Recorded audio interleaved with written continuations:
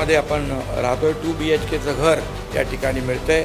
यापेक्षा तुम्हाला जेवढा आनंद आहे तेवढा आम्हालाही आहे, मुख्यमंत्र्यांनाही आहे, आमच्या सुनेत्रा ताईंनाही पण आहे, सगळ्यांना आहे आनंद. शेवटी आम्ही सर्वसामान्यांचं सरकार म्हणून सरकार चालवत असतो. तेव्हा सर्वसामान्य माणूस चांगल्या घरात जातो, चांगल्या घरात जाणार आहे. घर हे प्रत्येकाचं स्वप्न असतं आणि ती स्वप्नपूर्ती आज होती आहे. हा आजचा दिवस तुमच्या आयुष्यातला सुवर्णाक्षराने लिहून ठेवण्यासारखा दिवस आहे आणि म्हणून मी आपल्याला मनापासून या ठिकाणी शुभेच्छा देतो की